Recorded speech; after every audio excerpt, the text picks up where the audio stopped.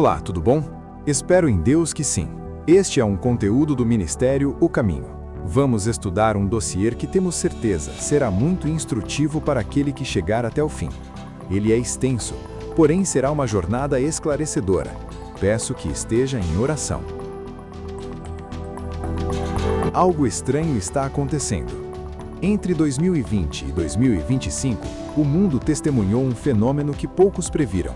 Figuras de elite, bilionários, filósofos, políticos e artistas começaram a fazer declarações públicas sobre Deus, fé, origem do universo e valores morais tradicionais. À primeira vista, isso parece positivo. Afinal, vivemos em uma era de secularização acelerada. Ver pessoas influentes falando sobre o divino deveria ser motivo de celebração, certo? Não necessariamente. Este movimento, embora aparentemente positivo, merece atenção cuidadosa, não por ceticismo automático, mas por sua complexidade, sua ambiguidade e seu alcance verdadeiramente global. Porque quando as pessoas mais influentes do planeta começam a falar de Deus, mas sem se curvar diante dele, precisamos perguntar: o que realmente está acontecendo aqui? Os fatos que você precisa conhecer. Vamos começar pelos fatos, pelos dados concretos, pelas declarações públicas verificáveis. O caso mais recente, e talvez o mais surpreendente, é o de Elon Musk. Em 9 de dezembro de 2025, durante a entrevista ao podcast Katie Miller, Musk foi perguntado: quem você mais admira? Sua resposta foi direta: o Criador. Katie Miller insistiu: você não acredita em Deus, não é? E ele respondeu: bem, acredito que este universo veio de algo. As pessoas usam rótulos diferentes. Agora, pare por um momento. Pense no alcance dessa declaração. Elon Musk tem mais de 180 milhões de seguidores no X, no antigo Twitter. Ele é dono da SpaceX, da Tesla, da Neuralink. Ele está moldando o futuro da inteligência artificial, dos veículos elétricos e da exploração espacial. Quando ele fala, o mundo ouve. Mas essa não é a primeira vez que Musk menciona o divino. Em 2022, após o assassinato do ativista conservador Charlie Kirk, ele incentivou seus seguidores a irem à igreja. Em setembro de 2025, ele compareceu ao memorial de Kirk em Glendale, Arizona. Foi visto conversando com o então presidente eleito Donald Trump. Mas aqui está o detalhe crucial. Apesar de todas essas declarações, Musk se define como um cristão cultural, termo que ele adotou em conversa com Jordan Peterson em 2024, comparando-se ao ateu Richard Dawkins. Fui batizado na tradição anglicana, afirmou Musk, mas ele não demonstra envolvimento com prática religiosa ou doutrina específica. Sua motivação principal, em suas próprias palavras, é a preservação da civilização ocidental, que ele considera ameaçada pela perda do cristianismo. Leia isso de novo. Ele não está preocupado com a salvação das almas, está preocupado com a preservação da civilização.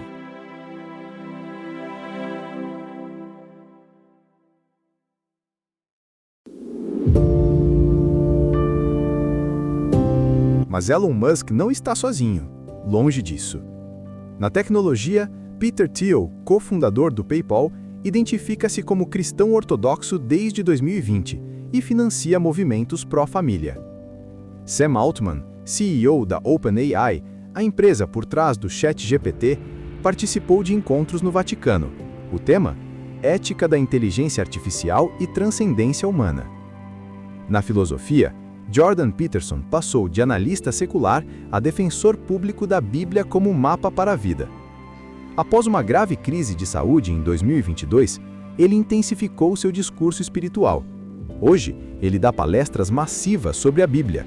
Escreveu um livro de mais de 200 mil palavras sobre Gênesis e Êxodo. Milhões assistem suas análises sobre as Escrituras. Mas quando perguntam se ele acredita em Deus, sua resposta é sempre evasiva. Eu tento viver como se Deus existisse, ele diz. Tente viver como se existisse. Douglas Murray, ex-ateu britânico, é ainda mais direto.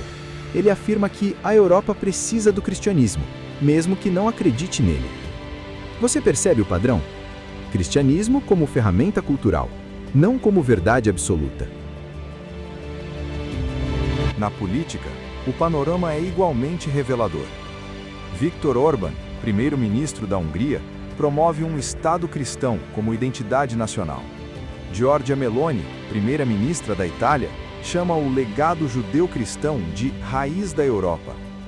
Nos Estados Unidos, governadores como Ron DeSantis usam linguagem religiosa, mas o foco deles é liberdade religiosa como direito civil, não como chamado espiritual. No entretenimento, Kanye West lançou álbuns gospel entre 2019 e 2023. Realizou cultos públicos que atraíram milhares, mas seu testemunho foi marcado por inconstância e escândalos. Hoje, ele está em silêncio sobre fé. Chris Pratt e Zachary Levi falam de fé em entrevistas, mas sem liderança eclesial visível, sem comunidade de fé identificável. No esporte, Cristiano Ronaldo declarou em 2023 que a fé me salvou da depressão. LeBron James usa expressões como Deus me guiou. Ambas declarações poderosas em alcance, mas sem vínculo institucional, sem ensino doutrinário, sem frutos espirituais visíveis. Agora, deixe-me fazer uma pergunta direta. O que todos esses casos têm em comum? Primeiro, alcance massivo. Estamos falando de bilhões de pessoas impactadas por essas vozes. Segundo, declarações públicas. Não são conversas privadas, são pronunciamentos feitos em podcasts, entrevistas, redes sociais, eventos públicos. E terceiro, de forma quase unânime, a ausência de frutos espirituais visíveis. Humildade, vida de oração, submissão à palavra, fidelidade à igreja, luta contra o pecado. Onde estão esses sinais? Antes de continuarmos, gostaria de fazer uma pergunta a você que nos acompanha até aqui. O que você achou das informações apresentadas até este ponto? Você já tinha notado esse padrão? Comente abaixo sua perspectiva sobre este tema. Sua interação nos ajuda a entender quem está realmente engajado com estes conteúdos importantes. Agora, vamos continuar nossa análise, porque os fatos são apenas o começo. Precisamos entender os padrões por trás deles. Os 3 padrões que revelam a verdade. Tendo estabelecido o panorama factual, cabe agora identificar os padrões comuns, os fios invisíveis que unem essas vozes, não para julgá-las prematuramente, mas para compreender com clareza o fenômeno que está se desdobrando diante de nossos olhos. Ao cruzar os dados de mais de 2 dezenas de casos, desde bilionários até artistas, filósofos e líderes políticos, 3 eixos estruturais emergem com clareza cristalina. Padrão número 1. A linguagem do Criador sem o Cristo. A esmagadora maioria dessas figuras evita qualquer confissão cristã específica. Elon Musk não diz, creio em Jesus Cristo como meu Senhor e Salvador. Ele diz, o Criador. Jordan Peterson fala de Deus como realidade metafísica necessária para a ordem moral. Douglas Murray admite que o cristianismo é útil, mas não que Cristo é necessário. Você percebe a diferença? É sutil, mas devastadora. Trata-se de uma fé funcional. Um Deus que serve como fundamento lógico para a existência do universo, ou como âncora moral para a civilização, mas que não exige relacionamento pessoal, não exige arrependimento, não exige obediência. Deixe-me dar um exemplo para tornar isso mais claro. Imagine que você tem um amigo que fala muito bem do seu pai. Ele diz, seu pai é uma pessoa incrível, ele construiu um império, ele tem valores sólidos, a sociedade precisa de mais homens como ele. Mas esse amigo nunca visitou seu pai, nunca ligou para ele, nunca pediu conselhos, nunca obedeceu suas orientações. Seria estranho, não seria? Porque admirar alguém à distância não é a mesma coisa que ter um relacionamento. E é exatamente isso que vemos nessas declarações. Importante notar, essa linguagem ecoa a filosofia do iluminismo, não a teologia bíblica. É o Deus relojoeiro de Voltaire, aquele que criou o universo e o deixou funcionando sozinho. Não é o Pai que enviou o Filho de João, capítulo 3, versículo 16? Padrão número 2. Foco na civilização, não na salvação. Em quase todos os casos, a motivação declarada é cultural, não espiritual. Elon Musk afirmou em 2024: a civilização ocidental está absolutamente condenada a se perder o cristianismo. Viktor Orbán defende um Estado cristão como forma de resistência à imigração e à secularização radical. Giorgia Meloni invoca a identidade judeu-cristã como marca civilizacional europeia, não como caminho de redenção. Ou seja, o cristianismo é valorizado não pelo que revela sobre Deus, mas pelo que produz na sociedade: estabilidade, ética, família, liberdade, ordem. Esta postura, embora compreensível em tempos de caos social, inverte a lógica do Evangelho. O Evangelho começa com a conversão do indivíduo, com o arrependimento pessoal, com a transformação do coração. E então, como consequência, a sociedade é transformada. Mas esses líderes querem pular a primeira parte. Querem os frutos do cristianismo sem a raiz. Querem a moral sem o mestre. Querem a ordem sem a obediência. E isso não funciona. Nunca funcionou, nunca funcionará. Porque uma árvore sem raiz não produz frutos duradouros. Ela murcha e morre.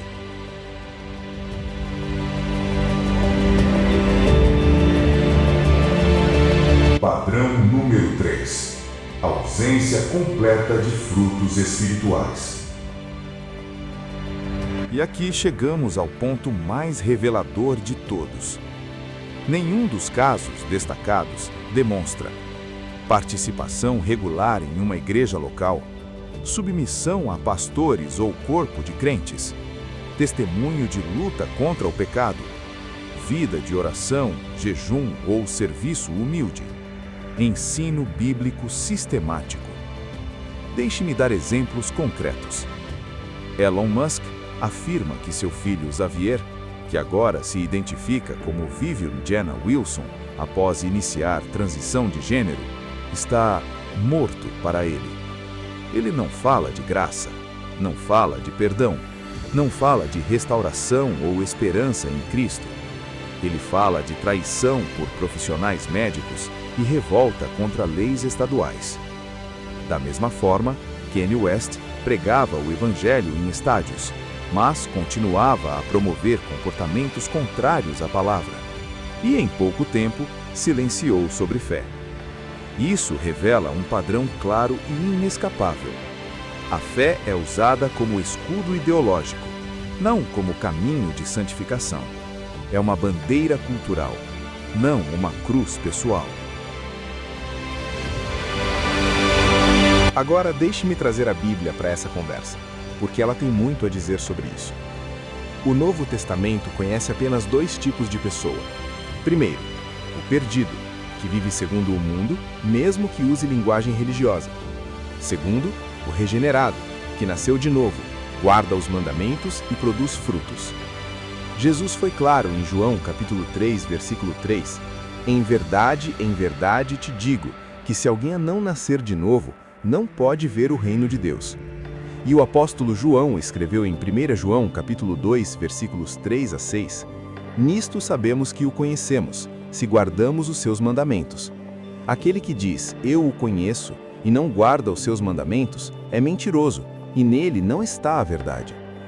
A Bíblia não reconhece uma terceira categoria, o culturalmente cristão. Paulo foi claro com os coríntios em 2 Coríntios, capítulo 13, versículo 5. Examinai-vos a vós mesmos se permaneceis na fé. Provai-vos a vós mesmos. Ou não sabeis, quanto a vós mesmos, que Jesus Cristo está em vós? Senão é que já estáis reprovados. E Jesus, ainda mais direto em Mateus, capítulo 7, versículo 16, por seus frutos os conhecereis. Portanto, quando figuras globais falam de Deus sem demonstrar submissão à sua palavra, não devemos celebrar automaticamente. Devemos discernir. Não se trata de condenação, trata-se de proteção espiritual, porque, como veremos a seguir, uma fé sem cruz pode ser mais perigosa que o ateísmo aberto. Por quê? Porque cria a ilusão de que tudo está bem, quando na realidade o coração ainda está em rebelião.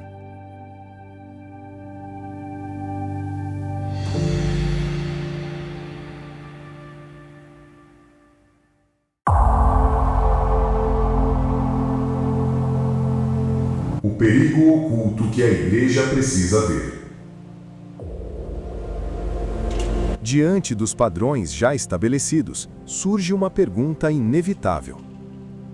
Declarações vagas sobre o Criador, defesa cultural do cristianismo sem conversão pessoal, ausência total de frutos espirituais. Qual é o impacto real dessas vozes no corpo de Cristo? À primeira vista, pode parecer positivo que líderes globais falem de Deus. Afinal, não estamos em uma guerra cultural? Não é bom que até os céticos reconheçam a importância da fé? Mas a Bíblia nos convida a ir além da aparência. Porque o maior perigo não é o inimigo declarado, é o aliado disfarçado. Benefício limitado. Ordem sem conversão. Sim, há um valor secundário quando figuras como Musk ou Orban defendem a família, a liberdade religiosa ou a ética. Essas posições podem frear temporariamente a degeneração moral. Podem abrir brechas para o evangelho.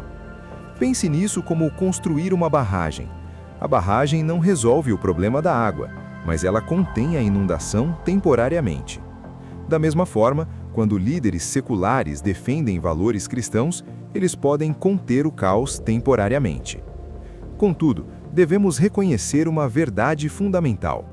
Defender a civilização não é o mesmo que anunciar o Salvador. O Novo Testamento não chama os discípulos a salvar a cultura, chama a fazer discípulos de todas as nações. Mateus, capítulo 28, versículo 19. E um discípulo não é alguém que admira o Criador, é alguém que carrega a cruz. Lucas, capítulo 9, versículo 23. Portanto, embora possamos agradecer por qualquer freio ao caos, não devemos confundir resistência cultural com avivamento espiritual. O risco profundo. Normalização de uma fé sem cruz. Aqui está o perigo maior. E preste muita atenção neste ponto. Quando bilhões de pessoas ouvem Elon Musk dizer "o Criador" e celebram isso como retorno à fé, elas começam a acreditar que basta reconhecer a existência de Deus para estar no caminho certo. Mas isso não é fé bíblica, é deísmo moderno. Deixe-me explicar com uma ilustração simples. Imagine que você está doente, muito doente. Você precisa de um remédio específico para sobreviver. Mas alguém vem e diz: "Eu acredito que remédios existem. Eu admiro os remédios. Eu acho que a sociedade precisa de mais remédios." Mas essa pessoa nunca tomou o remédio, nunca foi ao médico, nunca seguiu o tratamento. Essa pessoa vai se curar? Obviamente não. E é exatamente isso que essas conversões culturais estão fazendo. Elas estão ensinando as pessoas que basta admirar o remédio à distância. Mas a Bíblia é clara. Não basta saber que Deus existe. Tiago, capítulo 2, versículo 19. Crês tu que Deus é um só? Fazes bem. Até os demônios creem e tremem. Até os demônios acreditam em Deus, e eles tremem, mas eles não são salvos. Por quê? Porque fé sem obediência é morta. Esta é uma imitação satânica da verdade, e ela foi prevista nas Escrituras. Paulo adverte em 2 Timóteo, capítulo 3, versículo 5, tendo forma de piedade, negando-lhe, porém, o poder. Destes, afasta-te. Forma de piedade, aparência de religiosidade, mas sem o poder transformador do Espírito Santo. E Ellen G. White, cujos escritos iluminam a profecia bíblica, explica: Satanás fará com que homens de posição sejam instrumentos para lançar sobre o povo de Deus os raios do ceticismo. Eles falarão palavras de paz, mas em seu coração haverá rebelião. Note bem, o alvo não é o mundo, é o povo de Deus. Satanás sabe que se conseguir fazer os crentes confundirem influência com fidelidade, ele terá vencido sem disparar um tiro. A secularização disfarçada de piedade. E aqui respondemos diretamente à pergunta crucial. Seria isso uma estratégia maligna de secularizar aqueles que Deus pede para se santificar? A resposta à luz da profecia é sim, e de forma muito sutil. Essas conversões públicas não chamam os ouvintes à santificação, chamam à aceitação de uma versão domesticada do divino. Um Deus que não questiona o estilo de vida, que não exige obediência aos mandamentos, que não fala de pecado, arrependimento ou juízo. Isso neutraliza o Evangelho eterno. Apocalipse, capítulo 14, versículos 6 e 7.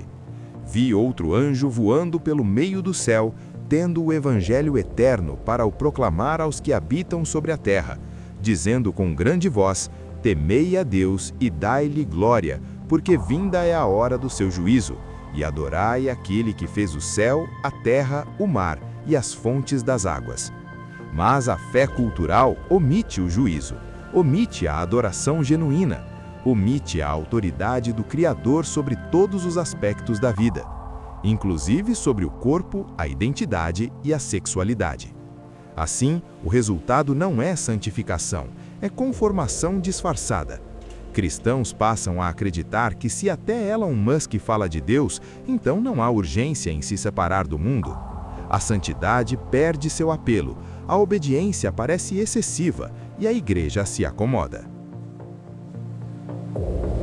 O precedente profético. A besta com chifres como cordeiro. Apocalipse, capítulo 13, versículo 11, descreve uma potência que fala como dragão, mas tem 2 chifres como cordeiro. Ela imita Cristo. Fala de paz, de ordem, de valores, mas seu espírito é de opressão e engano. Ela faz grandes sinais para levar a humanidade a adorar a besta. Não é coincidência que nos últimos dias, justamente quando o mundo rejeita a Deus abertamente, surja uma onda de fé que parece bíblica, mas não exige conversão.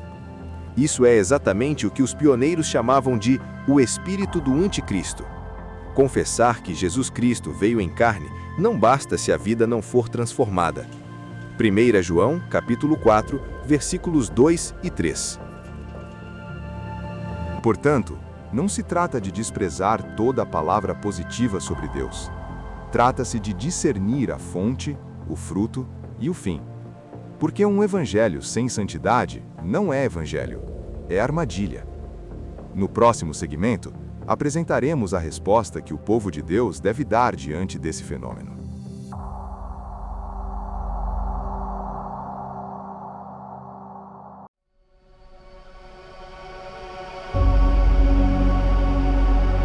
A resposta do povo de Deus. Diante de um fenômeno global em que figuras de enorme influência fazem declarações sobre Deus, mas sem demonstrar conversão genuína, cabe ao povo de Deus responder.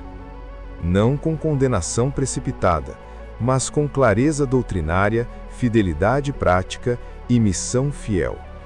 Aqui não se trata de julgar indivíduos, trata-se de proteger a igreja da ilusão espiritual. Por isso, apresentamos 3 orientações fundamentais. Primeira orientação: reafirmar o Evangelho eterno. O texto central para este tempo é Apocalipse, capítulo 14, versículos 6 e 7. Vi outro anjo voando pelo meio do céu, tendo o Evangelho eterno, para o proclamar aos que habitam sobre a terra, e a toda nação, e tribo, e língua, e povo, dizendo com grande voz: temei a Deus e dai-lhe glória, porque vinda é a hora do seu juízo, e adorai aquele que fez o céu, a terra, o mar e as fontes das águas. Note bem, o Evangelho eterno não termina na admiração pelo Criador. Ele começa com o temor a Deus, prossegue com a glorificação dele e culmina na adoração prática. E a adoração prática nas Escrituras se expressa pela obediência aos seus mandamentos. Eclesiastes capítulo 12, versículo 13. De tudo o que se tem ouvido, a suma é: teme a Deus e guarda os seus mandamentos, porque isto é o dever de todo homem. Apocalipse capítulo 14, versículo 12. Aqui está a perseverança dos santos, os que guardam os mandamentos de Deus e a fé em Jesus. Portanto, quando alguém diz, o Criador, mas rejeita sua autoridade sobre o corpo, a família ou a moralidade, não está adorando o Deus verdadeiro, está adorando uma ideia de sua própria construção. O povo de Deus deve, então, ensinar com fidelidade que fé sem obediência é morta. Tiago, capítulo 2, versículo 17. Assim também a fé, se não tiver obras, por si só está morta. Não basta acreditar que Deus existe. Até os demônios creem e tremem. Tiago, capítulo 2, versículo 19. Segunda orientação: ensinar a distinguir influência de fidelidade. Em uma era de celebridades, somos constantemente tentados a medir a verdade pelo alcance. Mas a Bíblia opera com outra lógica: mede a verdade pelos frutos.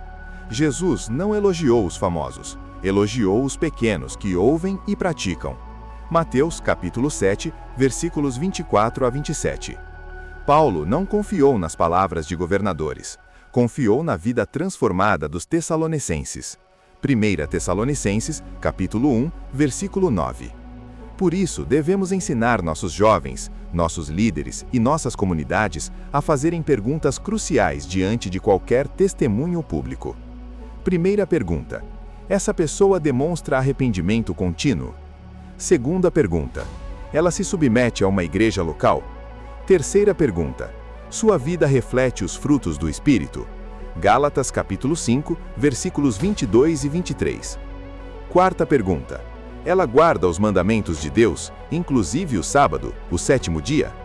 Quinta pergunta: ela fala de Cristo como Salvador ou apenas de Deus como conceito? Sem essas respostas afirmativas, declarações de fé são apenas ruído cultural. São palavras vazias sopradas pelo vento das tendências. Focar na missão, não na validação. Finalmente, o povo de Deus não foi chamado para buscar validação de figuras seculares. Foi chamado para proclamar o Evangelho com fidelidade, mesmo quando o mundo inteiro parece indiferente. Elon Musk pode dizer, o Criador, mas isso não nos autoriza a relaxar na santificação. Pelo contrário, é um sinal de que o tempo está maduro para a mensagem final.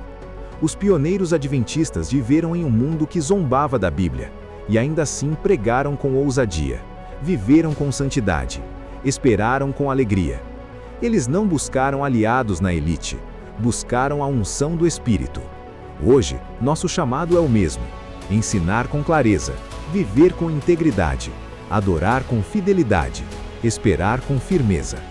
Porque no fim, não será perguntado, você ouviu Elon Musk falar de Deus? Mas, você guardou os mandamentos do Deus que fez o céu e a terra? O desafio do verdadeiro discípulo.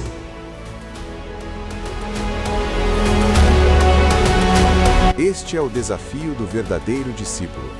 Não se impressionar com vozes famosas, mas permanecer fiel à voz do bom pastor. Em João, capítulo 10, versículo 27, Jesus diz: as minhas ovelhas ouvem a minha voz. Eu as conheço e elas me seguem. Não seguem a voz dos bilionários, não seguem a voz dos filósofos, não seguem a voz dos políticos. Seguem a voz do pastor. E essa voz é clara. Ela chama ao arrependimento, chama à obediência, chama à santificação. Ela não chama à admiração distante de um Criador abstrato. Chama ao relacionamento íntimo com o Pai, através do Filho, pelo poder do Espírito Santo. Então deixo você com 3 perguntas finais. Primeira pergunta: você está buscando a aprovação do mundo ou a aprovação de Deus? Segunda pergunta: você mede a verdade pelo alcance ou pelos frutos? Terceira pergunta: quando você fala de Deus, Você fala do Criador distante ou do Salvador pessoal? Essas perguntas determinarão se você será enganado pelo espírito do Anticristo ou se permanecerá firme no Evangelho eterno. Escolha sabiamente. Este foi mais um conteúdo do Ministério O Caminho. Até a próxima análise.